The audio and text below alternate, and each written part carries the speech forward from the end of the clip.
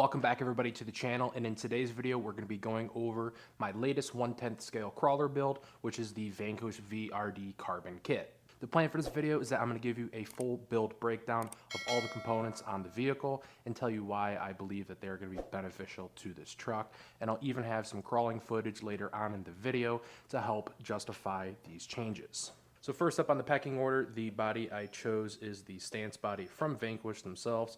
I believe that it's actually a pretty decent looking body. I don't really feel a need to go with an aftermarket one, but I might in the future. I like the comp cut style and how it's tapered in both the front and the rear. Removing the body, we can see that I have some custom parts, but we'll get into that a little bit later.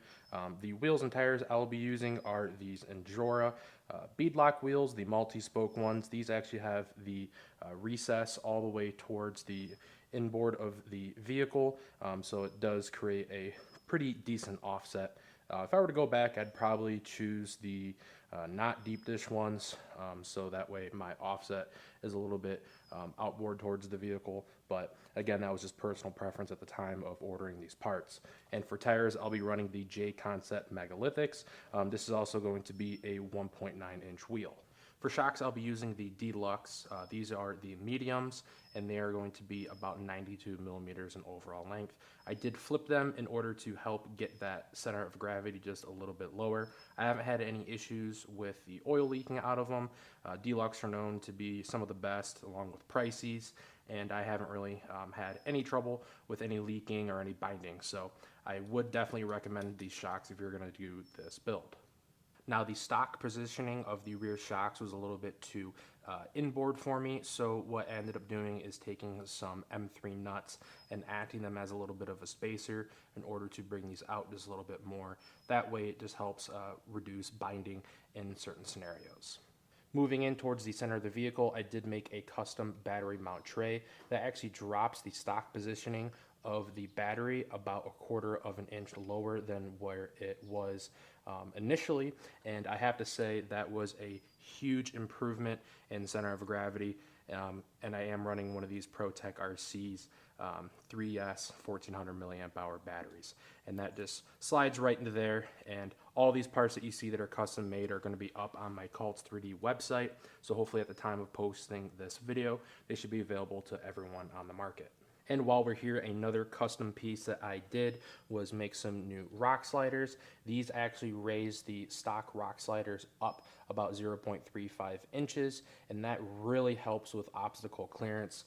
One thing is to note is that you will have to trim a little bit of your body at the lower section, so just be cautious if your class does not allow body trimming. But if you're just doing this for fun, this is an awesome mod, and I'll show you some videos later of this actually coming into play. As far as electronics goes, I will be using a Spectrum SR315 receiver. It is not waterproof, that's why I put some hot glue around there just to help with some water resistance, because where I run this normally, there is a water feature there, so I do want to make sure that that is not going to get toast by any moisture that builds up inside of there. As far as the motor goes and ESC, I'll be running the Hobby Wing 2-in-1 system. In my opinion, this is one of the best 2-in-1 systems out there. I know that Holmes Hobbies has come out with one, and then also Fury Tech as well. I haven't tried either of those out, and I haven't really seen them in too many builds, but for now I'm going to keep this guy in there. Moving on to the front of the vehicle, I'll also be running a EcoPower WP832 low profile servo. I went with the low profile just in case I do want to go with the stubby conversion kit, but honestly, the way that this truck is set up right now and how it's performing and handling, I haven't really necessarily seen a need to go that route. But if I do, I will have to switch out my motor for either an Outrunner or, as I mentioned before, one of those new Holmes Hobbies systems. So that is something to definitely keep in mind when thinking about electronics for this vehicle. Another reason why I like the Hobby Wing system, the 2-in-1, is that it keeps all my weight in the center of the vehicle. I have to worry about placing an ESC and a battery on either side. I pretty much have a decent, almost perfect weight distribution left to right, and I'll throw those numbers up on the screen. This next modification I actually got from A-Main's video when they did their Vanquish build, and I have to say it is actually pretty darn good, and I would also recommend it. But what they did is they took liquid gravity beads and some thin CA glue and dropped them down into the little crevices down below. I know it's a little bit hard to see, but they dropped it down below, then they glued all these beads in there, and that is able to give you a little bit lower center of gravity and utilizing that free space that comes with your center skid. Moving on to the front of the vehicle, I keyed my front shock positioning. This is just going to give me a few different options other than stock to where I can put my shocks. I do prefer a more kicked back angle just for going up vertical surfaces, and it's so easily adjustable by just putting a screw through and then a nut on the back side. And I was also able to put in a Team K&K limit strap through the opposite side of the spacer, and then I just tied that in, or more or less screwed that in to my lower link positioning at the front. Another small trick I do is I actually round off all of the sharp edges on all the plastic surfaces of my diff pumpkin and then my center skid plate, and then also for the rear as well. While we're here, I did add in some Trio brass. I have the Trio brass outer portal covers and Trio brass inner portal covers, and that really helps with the low center of gravity. That combined with the Vanquish 350 hubs definitely gets the weight very low. I was running some Endura brass wheel inserts in the front and the rear, but it just ended up being a little bit too heavy since those are about 94 grams a piece. So I ended up taking those out and then swapping them out with some different brass in the front, and honestly, that worked out so well. And the last mod I did as preventative maintenance is I went ahead and did probably about a 90% stainless steel conversion. The only thing I was not able to do with stainless steel on was the transmission. Vanquish does offer the titanium screw sets, but they are quite pricey. I do have the titanium set for the rear axle, but I believe that the savings is only about 5.5 grams. So in my opinion, it's pretty negligible once you start adding weight in other places. But if you do want to get some stainless steel kits, go to Team K&K. They have a Vanquish kit for everything almost except for a couple of the small screws on the transmission, but it'll get you set up and it just helps prevent rust from forming on a lot of these different surfaces. Well, I think that's enough talking for this section of the video. Let's take it out to the crawler track and see how it performs. Okay, so here we are on the course, and this is probably one of the hardest sections on the track itself, just because of the steep incline that we were about to go up. Right here, we're going to see all three components working together, and these ones are going to be the brass in the front is going to keep it planted, and then the limit straps are going to keep the top end of the vehicle sucked down, and then also that shock positioning is just going to help with that steep incline. What I really like about this clip is that it shows its downhill capabilities and its low crawl speed and control that the vehicle has. I am running a 60/40 front to rear bias, and at times I do feel like that it slips, but honestly, it probably just comes down to driving experience at that point. Right here, it's a little bit hard to see, but I think this is a great example of why I trim and kind of shave down my skid plates and my front diff pumpkins. As you can see, I cut it pretty close, and if I left that stock, it would definitely rub. Now, I did mention earlier in the video that I went with the negative offset of the wheels, and honestly, for a situation like this, I'm very happy that I did. It did extend the width of the vehicle on each side about a quarter of an inch over, a normal positive offset. Yeah, he's So feeding you. I'm very happy with my choice in this regard for this example, but overall, I'm still probably going to look at moving away from these heavily offset wheels.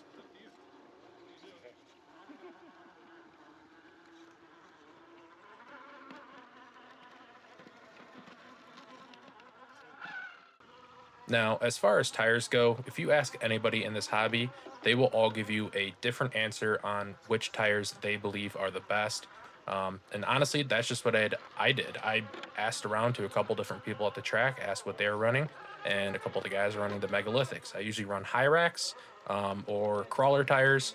Um, but to be honest with you, I was unsure about these just because of the tread pattern and how they are a little bit more aggressively cut, but I do think that this clip was a perfect example of why those megalithics are great for this vehicle.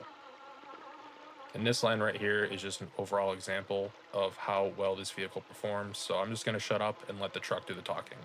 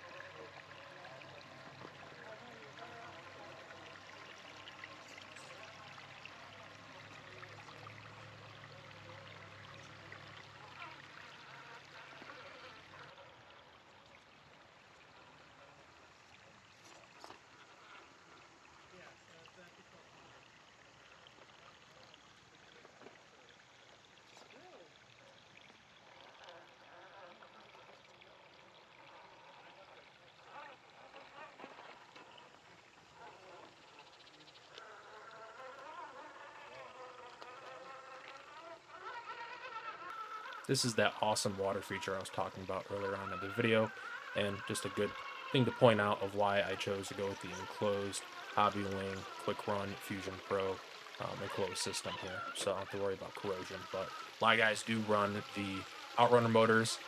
Actually, the owner of this track runs an Outrunner motor, and he doesn't have any issues with corrosion, so that is also something to consider. But I really love this line. It's super technical, it's super wet, super slippery, and you really got to go slow in order to hit the right lines and get the right type of grip going up these rocks. But yeah, just an awesome, awesome, awesome line.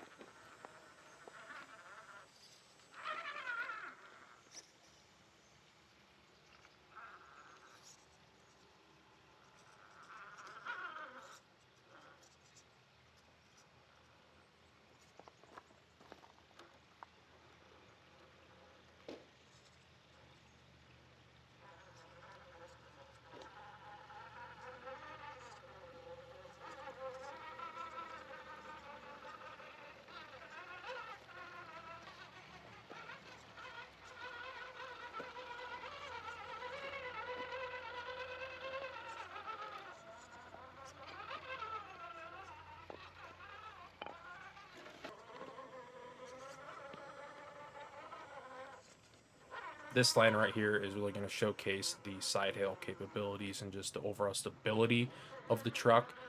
As I go through this gate, you're going to see why I made those custom rock sliders that are actually raised up. If I had left the stock ones on, it most definitely would have caught and spun me on this little section right here. So that's just another reason why I do these custom products like this, because man, I tell you what, they do make a difference.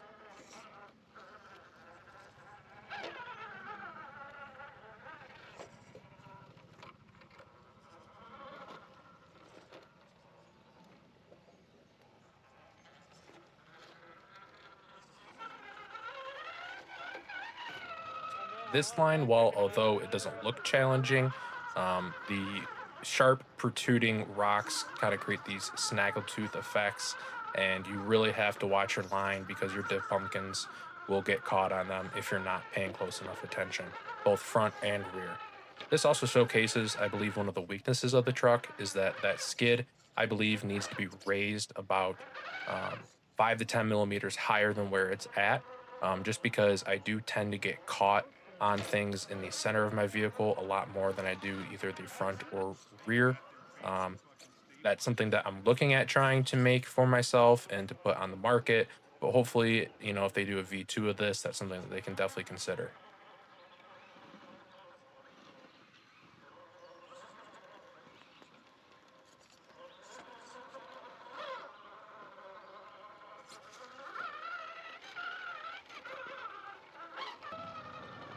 Talking about another hard line, I tell you what, this one is extremely difficult.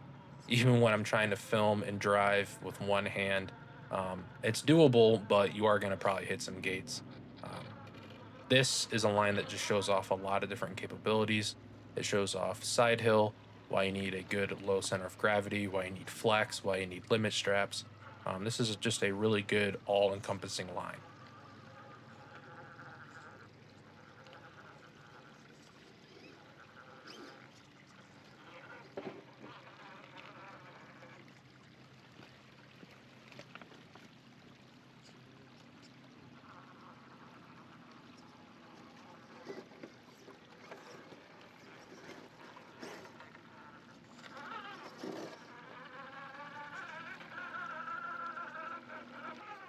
This clip is to help showcase the turning radius and steering angle of the VRD Carbon. The owner of this track actually has a VRD Carbon as well, but he has the stubby kit, and he's actually able to get a little bit more steering angle and throw out of his system than I do mine. Again, you can see that this is another situation where you have to go up straight in order to get through the gates, but you're going to catch on the center skid plate. Nonetheless, I do struggle with turning radius on this truck. I've done a couple different things in order to help with that. There's some steering limiter nubs on the front axle housing, so I just clipped those off, and then I was able to set my endpoints on my controller accordingly. But um, definitely a lot better than what it was coming out of the box. I'll tell you that much.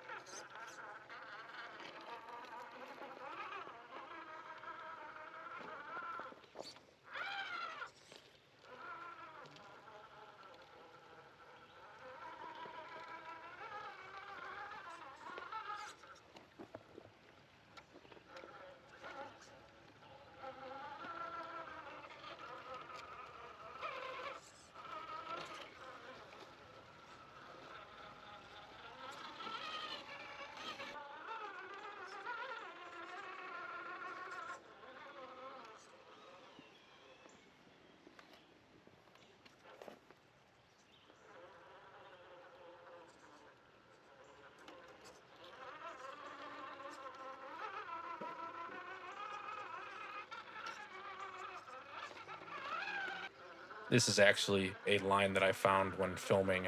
Never tried it before, did it one hand, did it first try. And again, it's just another one of those that the truck kind of speaks for itself. A lot of the mods I did all come into play here. I really love the way that it grips. I'm also running Endura silicone blue inserts in this. So if you guys want to pick those up, and as well as everything else in this truck, I'll leave it in the description box down below.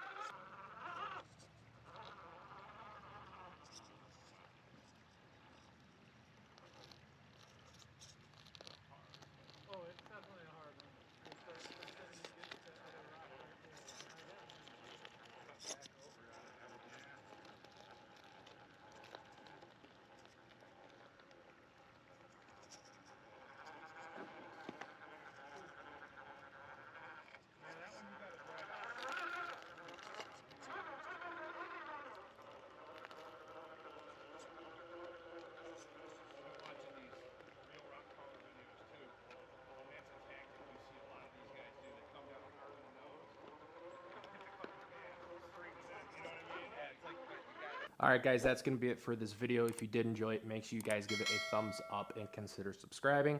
I really had a lot of fun with this build, and I can't wait to take it out and do some more crawling and some more competitions with it.